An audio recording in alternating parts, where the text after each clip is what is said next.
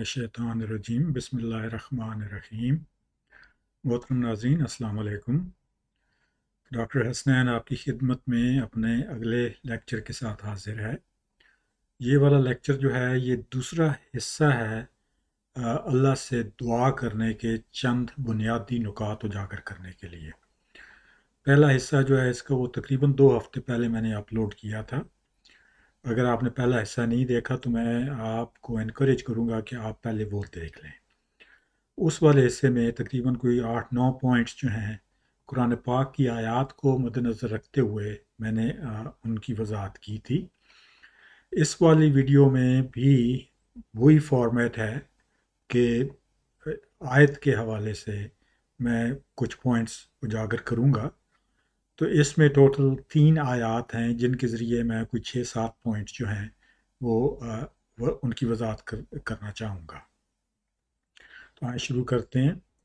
और हाँ, ये भी मैं मेंशन करता चलूँ कि पिछली ही वीडियो की तरह इस वीडियो में भी जो तर्जमा है आयत का वो जब मैं एक्सप्लेन कर चुकूँगा तो उसके बाद आपके सामने आ जाएगा। और ताकि अगर आप उसको फिर पढ़ना चाहें तो पास करके पढ़ सकते हैं।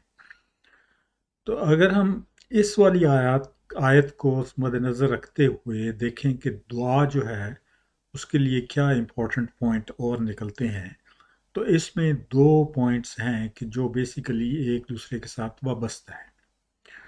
और वो पॉइंट ये है कि इंसान आदतन और मतलब है कि हमारी जो नफ्सियात है, आदतें हैं, उसको अल्लाह ताला से बेहतर कौन जान सकता है।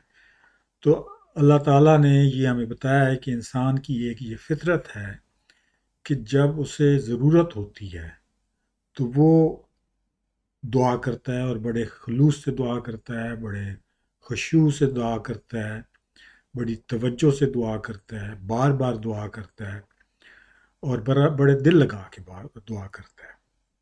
लेकिन जब उसको वो ज़रूरत पूरी हो जाती है या कोई ज़रूरत नहीं होती तो वो मुंह फेर लेता है।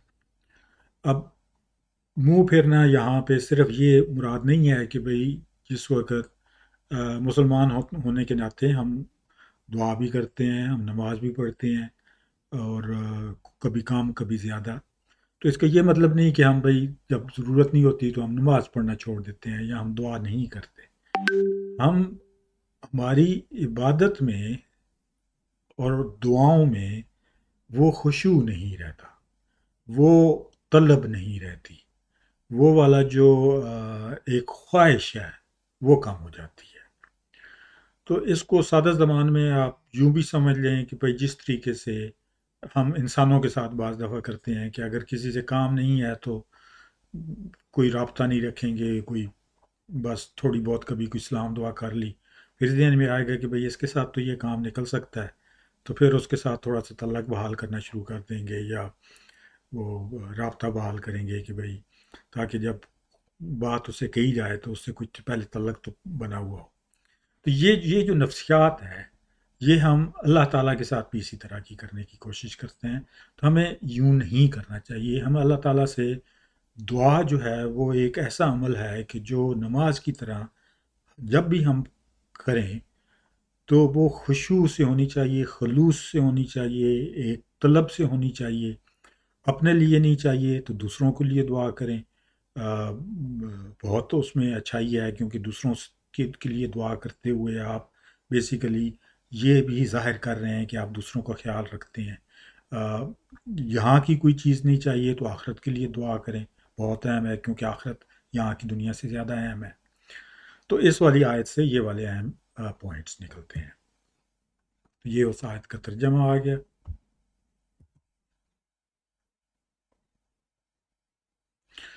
अब आते हैं अगली आयत की तरफ। इस आयत में 2 बहुत अहम पॉइंट्स हैं जिनके आगे भी कुछ पॉइंट्स निकलते हैं। तो सबसे पहली बात तो ये है कि आपने में से बेशतर ने सुना होगा, जानते होंगे कि अल्लाह ताला के खूबसूरत नाम हैं, जैसे रब है या रहमान है। तो ये जो हैं ये कुरान पाक में बार बार आए हैं। और इनके یہ اللہ تعالیٰ کے اپنے نام ہیں کہ جو اللہ تعالیٰ نے ہمیں اجازت دی ہے کہ ہم انہیں استعمال کر سکتے ہیں۔ انسان کی پھر وہی بات ہے کہ انسان کی جو ایک خاصیت ہے یا اس کی جو ایک نفسیات ہے، اور وہ یہ ہے کہ جس وقت ہم مانگتے ہیں تو ہمارے ایک ذہن میں ہوتا ہے کہ جس سے ہم مانگ رہے ہیں وہ اس میں آگے سے وہ پوری کرنے کی خاصیت ہو۔ تو جیسے اگر ہم رحم کی دعا مانگ رہے ہیں تو ہماری یہ ہوگا کہ الرحمن جو ہے وہ ہمیں ہمارے اوپر رحم کرے، کیونکہ وہ ایک کنیکشن ہمیں ہمارا بن جائے گا، ہمارا ایک ذہنی طور پہ فیل ہوگا کہ ہم جس سے مانگ رہے ہیں اس میں وہ والی صلاحیت ہے۔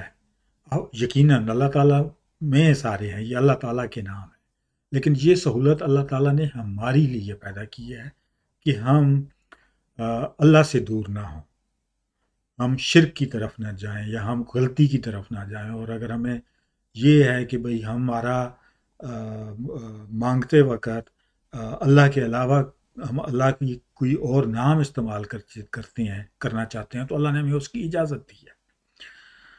تو ہمیں اللہ کا سے بھی دعا کرنی چاہیے، اور اللہ کے جو اسٹیبلشڈ قرآن پاک سے جو اللہ تعالیٰ کے پاک نام ہیں ان کو بھی ان کے ذریعے بھی اللہ تعالیٰ سے دعا کرنی چاہیے، اور اللہ تعالیٰ ہمیں انکریج بھی کرتا ہے کہ ہمیں کرنی چاہیے، کیونکہ اللہ تعالیٰ کا جو پرائمری مقصد ہے وہ یہی ہے کہ ہم اللہ کے بندے اللہ کے ساتھ ایک کنیکشن قائم کریں اور وہ کنیکشن رکھیں۔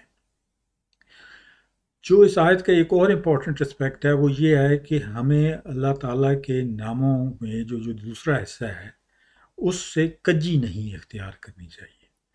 اب جو عربی میں لفظ استعمال ہوا ہے وہ وہی والا لفظ ہے کہ جو ہم عام اردو میں ملحد کے لیے استعمال کرتے ہیں، یعنی جو ڈیویٹ کر جائے، جو رخ موڑ جائے یا جو راہ سے بھٹک جائے۔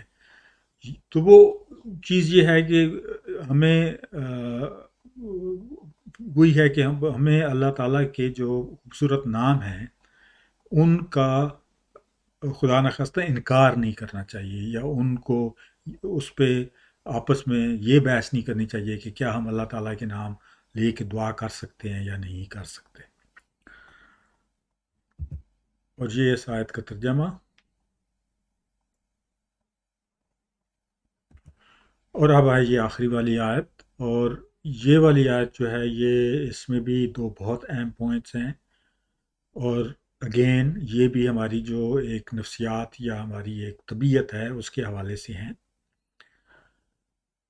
پہلا جو حصہ ہے آیت کا جس کا یہ مطلب نکلتا ہے کہ انسان شر کی دعا کرتا ہے جیسے وہ خیر کی دعا کرتا ہے۔ تو جو عربی میں الفاظ ہیں وہ اتنے کمپیکٹ ہیں اور اتنے خوبصورت طریقے سے وہ بیان کیے گئے ہیں کہ ان کو ترجمے میں بالکل اسی طرح ایکسپلین کرنا تقریباً مشکل ہے۔ تو اس واسطے اس کے دو تین جو ہیں وہ مطلب لیے جا سکتے ہیں۔ تو ایک تو یہ مطلب لیا جا سکتا ہے کہ جیسے ہم کم علمی میں لا علمی میں ہم بعض دفعہ اپنے لیے کوئی اچھی سمجھ کے دعا مانگ رہے ہوتے ہیں، لیکن وہ اصل میں ہمارے لیے ایک شر ہوتا ہے، ہمارے لیے ایک بری چیز ہوتی ہے۔ اور یہ والا معاملہ جو ہے یہ دنیاوی دعاؤں میں ہے بیسیکلی۔ آخرت کے لیے تو ہماری جو دعائیں ہوتی ہیں وہ آخرت میں اللہ تعالیٰ سے معافی کے لیے ہوتی ہیں، آخرت کی بہتری کے لیے ہوتی ہیں۔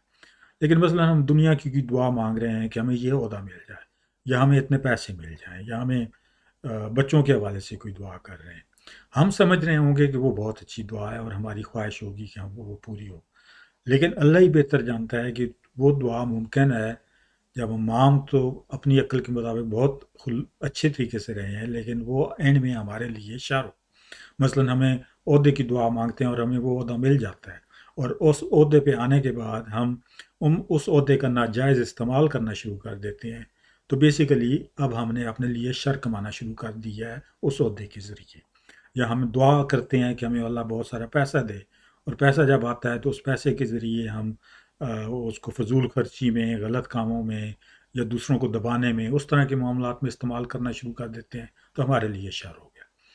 دوسری جو اس میں سے مطلب نکل سکتا ہے وہ یہ ہے کہ بعض دفعہ غصے کی حالت میں آدمی کے منہ سے ایسی دعا نکل جاتی ہے جو اصل میں بد دعا ہوتی ہے، یعنی ہم شر کی دعا کر بیٹھتے ہیں اپنے لیے یا کسی اور کے لیے غصے کی حالت میں.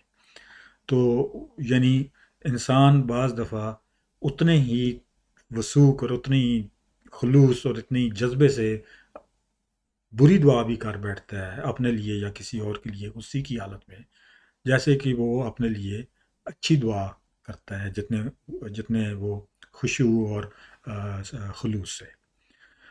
تو یہ دو اہم باتیں اس آیت کے پہلے حصے سے نکلتی ہیں. آخر والا حصہ جو ہے وہ اسی چیز کے ساتھ کنیکٹڈ ہے، اور وہ یہ ہے کہ انسان بہت عجلت پسند ہے، اور یہ بات جو ہے ایک قرآن پاک میں چند ایک مقام پہ آئی ہے، دو یا تین تو مجھے ذہن میں ہیں. وہ یہ جو ہماری عجلت پسندی ہے اس کا دعا سے پھر وہی رابطہ آ جاتا ہے کہ ہم اپنی دعاؤں کو شارٹ ٹرم میں دیکھتے ہیں. ہم یہ دعا کرتے ہیں، ہمارا جب ہم دعا کر رہے ہوتے ہیں تو ہم عموماً یہ دیکھ رہے ہوتے ہیں کہ بھئی یہ چیز ہمیں اگلے 6 مہینے یا اگلے سال یا اگلے 2 سال یا زیادہ سے زیادہ اگلے 4 سال میں ہمارے لیے پوری ہو جائے، جب ہم دنیاوی دعائیں کر رہے ہوتے ہیں. اور اس عجلت میں ہمیں نہیں پتہ ہوتا کہ ہم کیا مانگ رہے ہیں. تو اس واسطے میں نے جو اس آیت سے سبق سیکھا ہے وہ یہ سیکھا ہے کہ جب بھی ہم دنیاوی دعائیں مانگتے ہیں، میں دعا مانگتا ہوں تو میں ساتھ یہ ضرور ذہن میں کہتا ہوں یا زبان سے کہتا ہوں کہ اے خدایا، میں لا علم ہوں، دعا مانگ رہا ہوں، لیکن جو دعا میں مانگ رہا ہوں اگر یہ میرے حق میں بہتر ہے تو قبول کر، کیونکہ سب اللہ بہتر جانتا ہے، ہم سب سے بہتر جانتا ہے. تو اس کے ساتھ ہی اچھا یہ ہے اس آیت کا ترجمہ. تو اس کے ساتھ ہی یہ والا جو ہے وہ لیکچر ختم ہوتا ہے. آ، اس کے بعد انشاءاللہ جو ہے وہ اب میں جو قرآن پاک کی جو چیدہ دعائیں ہیں، جو بہت اچھی دعائیں ہیں جو ہمیں یاد ہونی چاہیے، وہ ایک ایک دعا کا کوئی 5 10 10 منٹ کا لیکچر کہ جس میں اس دعا کی ادائیگی، اس دعا کے بیک گراؤنڈ، اس دعا کا مطلب، وہ تھوڑی سی وضاحت کروں گا، تاکہ ارادہ ہے کہ کوئی 20 25 30 دعائیں ہم آہستہ آہستہ کر کے کور کر لیں. اور ساتھ ہی ساتھ بیچ میں بعد میں کبھی ذرا کچھ مہینوں بعد جو اللہ تعالیٰ کے خوبصورت نام ہیں اس کے حوالے سے بھی کچھ لیکچر دینے کا ارادہ ہے. اگر آپ کو یہ لیکچر پسند آیا ہے تو آپ پہلا حصہ بھی ضرور دیکھیں اگر آپ نے نہیں دیکھا، اور اپنے دوست احباب کے ساتھ میرے یہ لیکچر اور چینل کائنڈلی شیئر کریں. بہت شکریہ. اللہ حافظ.